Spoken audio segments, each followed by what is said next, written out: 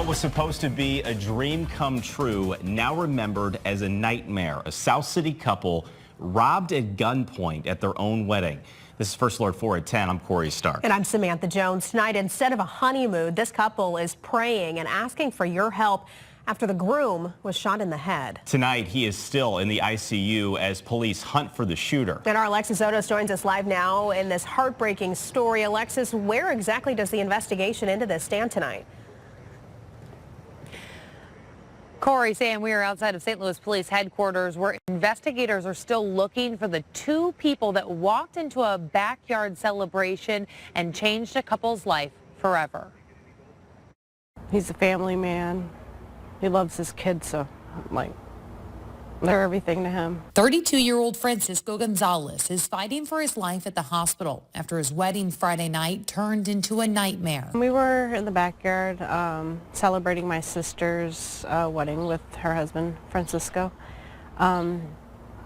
Everything was going good, and a lot of people had already left. There was just a few of us back there. Surveillance video briefly captures two people walk in front of the home on Neosho Street around 1 a.m., coming into the backyard where the celebration was happening. Yarbeth Pina says the two men wore ski masks when they came in between the houses. One of them had a gun, and it was held up to my brother-in-law's head. That's when she ran for help. It was very terrifying. She heard the gunshot ring out, and the surveillance video captures the blur of the two running away. Police called it a robbery.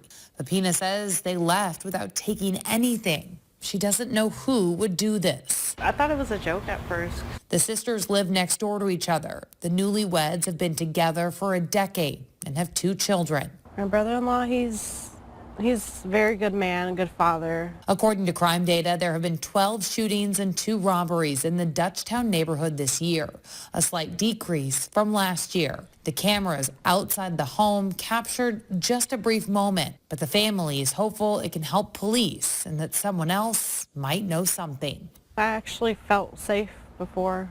Now I don't. All right, so we've reached out to investigators to find out if there have been any similar crimes and where things stand on that investigation. They are hoping that there might be some other surveillance video out there that could help them piece together who was behind this crime. As for the victim tonight, the family telling me he remains unconscious, but they remain hopeful that he will pull through. This second Ezra is 15-19. A man shall have no pity upon his neighbor, but shall destroy their houses with the sword, and spoil their goods, because of the lack of bread, and for great tribulation. Shalom, Kahala Yahweh, Ba'Shem Yahshai, Ba'Shem Ruach Kodash. Double honors my teachers, the apostles and elders of Great Millstone. Peace and mercy to the elect, with the house of David reborn again in this generation. And Shalom to the 130 Yasharallah, who today are known as the Negroes, Latinos, and Native Americans, who before losing our true heritage were known as, and still are, the true Hebrew Israelites of the Holy Bible. In today's lesson, we're going to talk about the video we just watched and how the judgment on the house of Israel is going out. Now, if you've been paying attention to social media, you're likely seeing lots of judgment videos going out regarding Negroes, Latinos, and Native Americans. This is just one of the videos that I thought was out there, right? Kind of definitely out of the ordinary, right? We always hear about people getting, held up in their, house parties, things like that. But at a wedding, things are definitely taking a turn for the worst. Other videos I've seen, for example, are one where you had 2 Judite women who were drunk and they got in a car accident and they had babies in the car, and one of the babies were decapitated. You also had another videos of just Jake blasting on each other. But the point being is that what's going on now is the judgment that the Bible says would come not only upon the whole earth, but first would come to the house of Israel. And what is the house of Israel? Well, the house of Israel would be the Negro, Latino, and Native Americans, and anybody whose father's lineage goes back to that bloodline. Okay, and why is this happening? Well, you see, the Lord is getting ready to revisit the earth. And in doing so, he's going to take the 1/3 and the 144,000 elect of the nation of Israel. That's 1 out of every 3 Negro, Latino, Native Americans, and anybody whose father's lineage goes back to that bloodline, plus the 144,000 of the Negro, Latino, Native Americans, right? And in doing so, he's also going to destroy the remaining part of the Negro, Latino, Native Americans, the house of Israel, okay? And that's what we're starting to see now.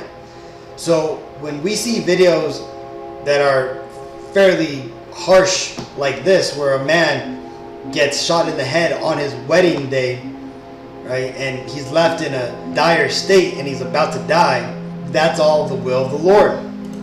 This is Matthew 24:12. And because iniquity shall abound, the love of many shall wax cold.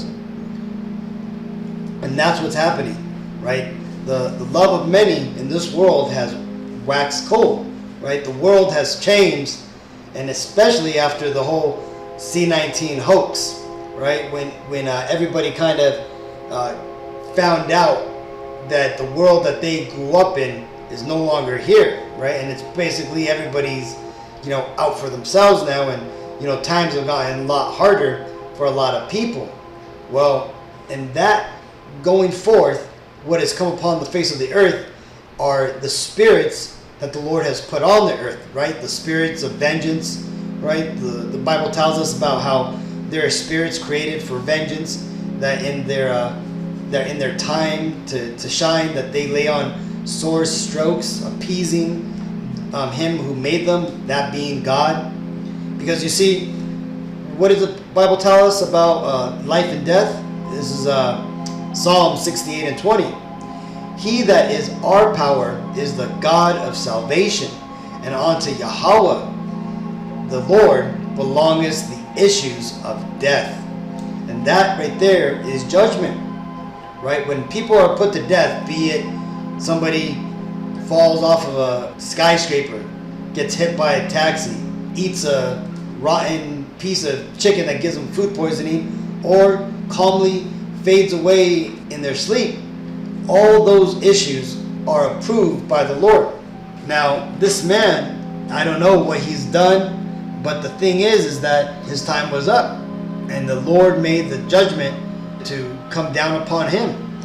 And that's why when we see this, and we're going to start seeing a lot more of this, right? We've already started to see a lot more of this since 2019. Now that everybody is on edge, people are just tired of other people. People's fuses are shorter now. People are losing it, right? That famous trends analyzer, Gerald Celente, has a famous saying that says, when people lose everything, they lose it. And that's where we're at, right? You're seeing, what was it? It was, there's another video. Judite got pulled over by some cops, and he had maybe his daughter or a little kid in the car, and he speeds away with the cop clinging onto the door. The cops all screaming, "You're gonna kill me! You're gonna kill me! Slow down!" or stop! And Jake, as soon as he stops, the cop blasts his ass, and that's judgment, right? See, the thing is that us Israelites, we have an amazing opportunity to repent and be protected by the Lord, but we have to turn back to the Lord, right? We have to seek Him while He's still here. This is 1 Peter 4:17. For the time has come that judgment must begin at the house of God. And if it first begin at us, what shall the end of them that obey not the gospel of God? So you see, like that Judite that got shot by the cops, this other looked like an Issacharite who got shot in the head on his wedding day, right? See, chances are they both came across this truth, right? They heard about the Hebrew Israelites, or they may have heard about the black Hebrew Israelites, and they simply either didn't believe it or didn't pay enough attention to it or didn't have time for it. And what happened is they were marked for death. And that's what we always say at camps, right? That people come by to either be condemned or to be saved. and there's going to be a lot more people being condemned than there are being saved. So this is why we got to be careful, with what we do, and also we also have to make sure that we're always examining ourselves, making sure that we're following the truth. We try not to go too deep, or we try not to add on to this truth, right? We should try not to do too much either, right? Because that was one thing when I first got into this truth, is I was doing way too much, right? I was trying to make posters, lessons, what was it? There were so many different things I was doing, right? Like even websites and all these different things that didn't really pertain to the truth, that really were going to be a bunch of just busy work, right? And I was basically wearing myself out, not realizing it. But after a while, after finding my own pace, and really we all have to do this, right? We have to find a steady pace to go at it. Now, some Akim were able to keep, perform at a higher pace, make multiple videos a day. Just look at the apostles and the elders, right? Manat Zakba, right? That brother makes multiple videos a day, right? But that's because that's the spirit that was given on to him, and also the spirit that was given on to the apostles, right? Other brothers, they'll make one video a week, right? If that's what the spirit calls for, that's what it calls for. But the point being is that we gotta make sure we stay diligent, because this is a marathon, not a race. Okay, so even though there's a finishing line, we got to make sure to don't burn ourselves out. And with that being said, let's read this. This is Isaiah 55:6. Seek ye Yahweh B'Shem Yahshai while he may be found. Call ye upon him while he is near. Let the wicked forsake his way, and the unrighteous man his thoughts. And let him return unto Yahweh B'Shem Yahshai, and he will have mercy upon him, and to our power, for he will abundantly pardon. So there it is, Akim. So, hopefully this Issacharite pulls through. Hopefully he comes to the light.